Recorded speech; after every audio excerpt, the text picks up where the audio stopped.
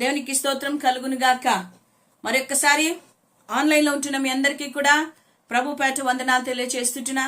నమ్మదగిన దేవుడు, శాశ్వతమైన ప్రేమతో ప్రేమించే దేవుడు, నిత్యము మనతో ఉండే దేవుడు, మనల్ని ఆదరించే దేవుడు, మనల్ని ఆదుకునే దేవుడు మనకు తోడుగా ఉంటున్నాడని విశ్వసించినట్టయితే దేవుని యొక్క గొప్ప కార్యాలు మన జీవితంలో మనము చూడబోతుంటున్నాం. హల్లెలూయా, దేవునికి స్తోత్రం కలుగును గాక. యోహాను సువార్త 11వ అధ్యాయము 40వ వచనం మనము ఈరోజు ధ్యానించబోతుంటున్నాం. నీవు నమ్మిన ఎడల దేవుని మహిమను చూతువు. నీవు విశ్వసించిన ఎడల, నీవు నమ్మిన ఎడల, నీ హృదయంలో నువ్వు విశ్వసిస్తే, నువ్వు నమ్మితే దేవుని యొక్క మహిమను నీ జీవితంలో, దేవుని యొక్క అద్భుతాన్ని నువ్వు చూడబోతూ ఉంటున్నావు. అవును, యేసుక్రీస్తు ప్రభువు ఈ యొక్క మాటను మరి మార్తాతో చెప్తున్నట్టుగా మనము చూస్తూ ఉంటున్నాం. యోహాను సువార్త 11వ అధ్యాయం 1 నుంచి ఆఖరి వరకు మనము చదివినట్టయితే ఇక్కడ ఒక కుటుంబం ఉంది. ఆ కుటుంబాన్ని దేవుడు ఎంతగానో ప్రేమించాడు. యేసయ్య బేతనియా అనే గ్రామంలో మార్తా, మరియా, లాజరు వారి కుటుంబాన్ని ప్రేమించినట్టుగా మనం చూస్తుంటున్నాం. యేసుక్రీస్తు ప్రభు ఆ మార్గం గుండా వెళ్ళినప్పుడంతా కూడా మార్తా, మరియా, లాజరు యేసు ప్రభుని వారి ఇంట చేర్చుకొని ఆతిథ్యం ఇచ్చి యేసుక్రీస్తు ప్రభు అక్కడ సువార్త ప్రకటించడానికి, అనేకులను బాగు చేయడానికి ఒక అవకాశం చేసి ఇచ్చినట్టుగా మనం చూస్తూ ఉంటున్నాం. మరి యేసుక్రీస్తు ప్రభువు ఆ గ్రామంలో లేకుండా పక్కన గ్రామానికి వెళ్ళినప్పుడు లాజరు రోగి అయి మరణించినట్టుగా ఆ యొక్క వర్తమానాన్ని వారి యొక్క సహోదరుల దగ్గరికి పంపించినప్పుడు, నా ప్రియమైన వాళ్ళారా, దేవుని బిడ్డలారా, లాజరు చనిపోయినాడని యేసు ప్రభు విన్నా కూడా ఆ గ్రామాన్ని వదిలిపెట్టి రాలేదు. ఎందుకంటే యేసు ప్రభువుకి తెలుసు అది మరణము అతని కొరకు కాదు, కానీ దేవుని మహిమపరచడానికి ఆ మరణం వచ్చిందని ఆయన తెలుసు. ఎందుకంటే ఆయన దైవ కుమారుడు, ఆయన అద్వితీయుడు కాబట్టి, ఆయన సమస్తాన్ని ముందుగానే తెలుసుకుంటాడు కాబట్టి ఆయన ఆ రీతిగా అక్కడే ఆగిపోయాడు. 4 రోజుల తరువాత ఆ బేతనియా గ్రామానికి ఆయన వచ్చినప్పుడు, ఇదిగో అక్కడ ఉంటున్న వారందరూ కూడా యేసుక్రీస్తు ప్రభు వచ్చాడు, లాజరును ఎంతగానో ప్రేమించాడు, మార్తా, మరియా కుటుంబాలను ప్రేమించిన ఆ యేసయ్య వచ్చాడు కదా, అద్భుతాన్ని చేస్తాడేమో, ఆశ్చర్యకార్యాన్ని చేస్తాడేమో, మరి ఏది జరుగుతుందో అనే ఆశతో అందరూ కూడా అక్కడ ఉన్నారు. నా ప్రియమైన వాళ్ళారా, మార్తా, మరియా ఇద్దరు సహోదరులు కూడా ఆవేదనతో ఉన్నారు, దుఃఖముతో ఉన్నారు, బాధతో ఉన్నారు, దిగులుతో ఉన్నారు. ఎందుకంటే వారికున్న ఒక సహోదరుడు కూడా మరణించాడని వారు బాధపడుతున్నారు. కానీ మరణించిన ఆ లాజరును గురించి వారు ఆలోచిస్తున్నారు. కానీ అద్భుతాలు చేయగలిగిన యేసయ్య అక్కడికి వచ్చాడని, ఆయన అద్భుతం చేయగలడనే ఆలోచన వారికి లేకపోయింది. అందుకే మార్తాతో యేసుక్రీస్తు ప్రభు అంటాడు, నీవు నమ్మిన ఎడల దేవుని మహిమను చూతువు. హల్లెలూయా. దేవుని మహిమ అంటే ఏమి? దేవుని మహిమ అంటే ఆయన గుణము యొక్క ప్రదర్శన. దేవుని యొక్క గుణాన్ని ప్రదర్శించడమే ఆయన మహిమ అంటారు. దేవుని మహిమను మనం అనుభవిస్తామంటారు. దేవుని యొక్క మహిమలో మనం ఉన్నామంటారు. దేవుని మహిమ ఆయన యొక్క శక్తిని, ఆయన మంచితనాన్ని, ఆయన గుణాన్ని ప్రదర్శిస్తుందంట. హల్లెలూయా, దేవునికి స్తోత్రం కలుగును గాక. అందుకే మోషే అంటాడు తండ్రి అయిన దేవునితో, దేవా నీ మహిమను నేను చూడాలి ప్రభువా అని అడుగుతాడు కదా. ఆ బండ సందులో నుంచి మోషే దేవుని మహిమ యొక్క వెనుకటి భాగమును చూడగలుగుతాడు. నా ప్రియమైన వాళ్ళారా, ఈ ఉదయ కాలమున నీవు నమ్మినట్టయితే, మార్తాతో చెప్పినట్టుగా నీవు దేవుని యొక్క మాటను నమ్మినట్టయితే, ఇదిగో దేవుని మహిమను అనగా ఆయన గుణమును, ఆయన శక్తిని, ఆయన మంచితనాన్ని, ఆయన వ్యక్తీకరణమును, ఆయన ఆధ్యాత్మిక ఆ యొక్క శక్తిని, ప్రదర్శనను నువ్వు చూడగలుగుతావు.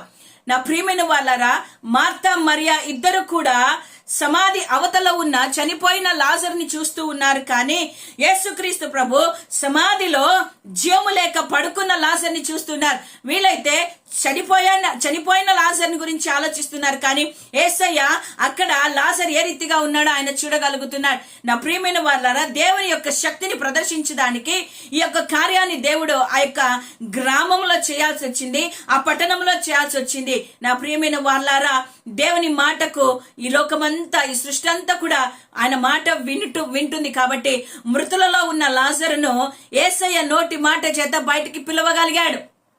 అంటే ఆ స్థలములో ఆయన తన మహిమను, తన గుణాన్ని, తన మంచితనాన్ని, తన శక్తిని ప్రదర్శన చేశాడు.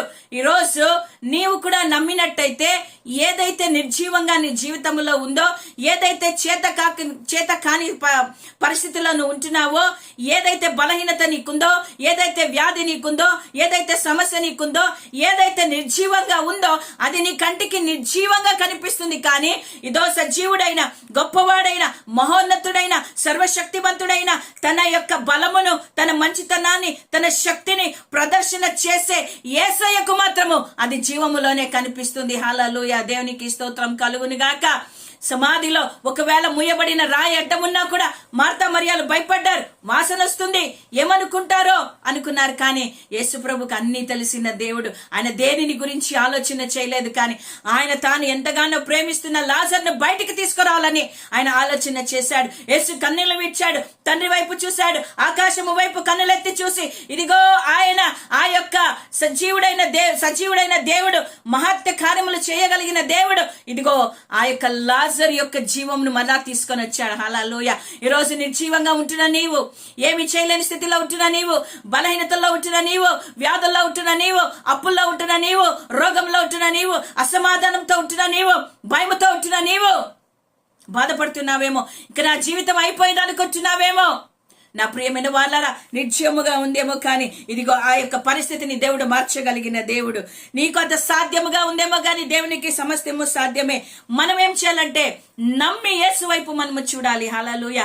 మార్తా మరియా యేసు వైపు చూశారు కదా.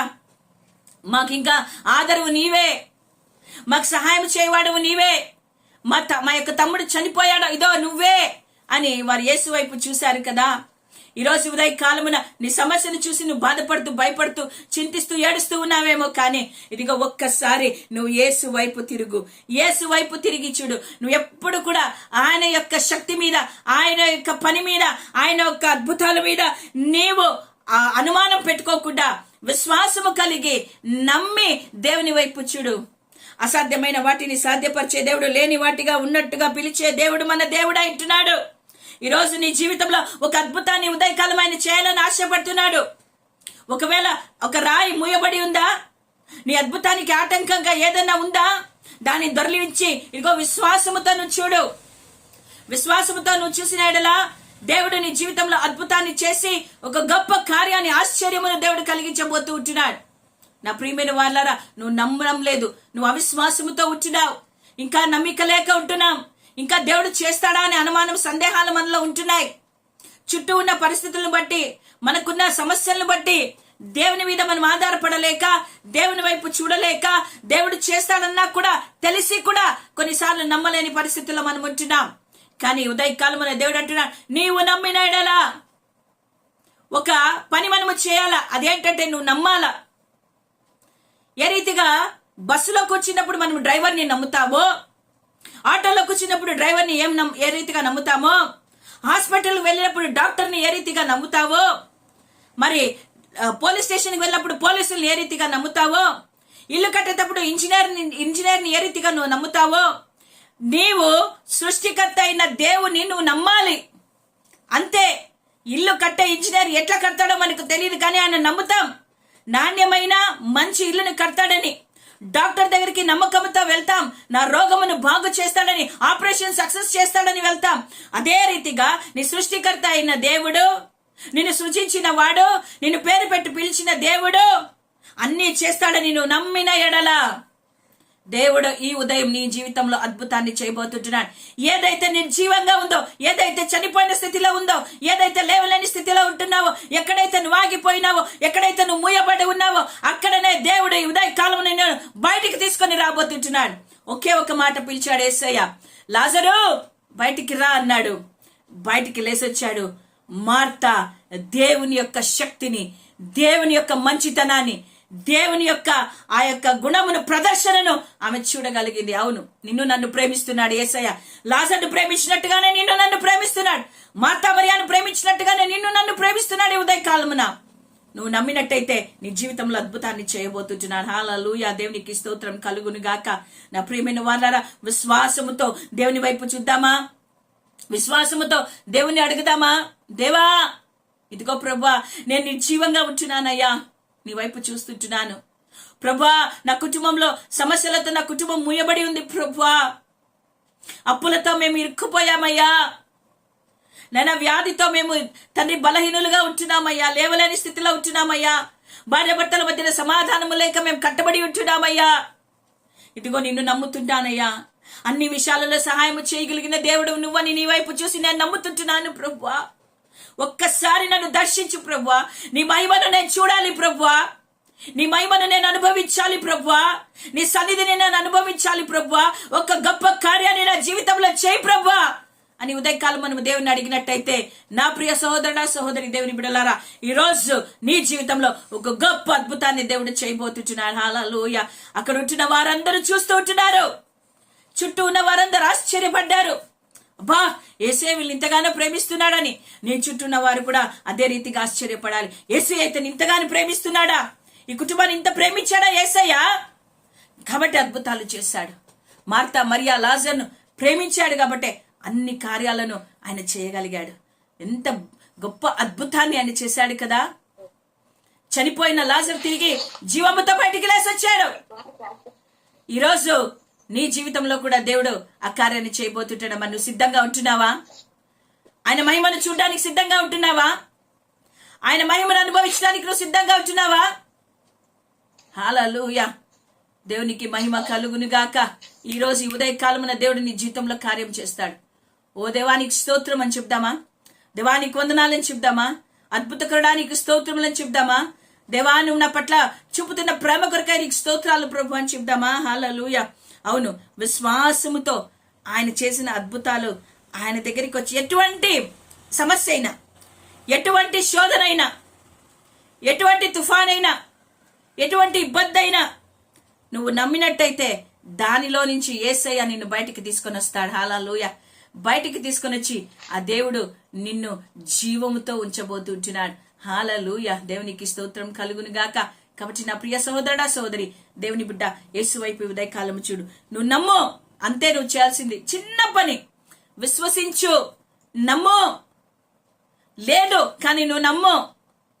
చేత కాదు కానీ నమ్ము. యేసయ్య కార్యాన్ని చేయబోతున్నాడు. దేవుడు ఈ మాటలు మన వినికిడిలో దీవించి ఆస్వాదించునుగాక. Amen, amen, amen.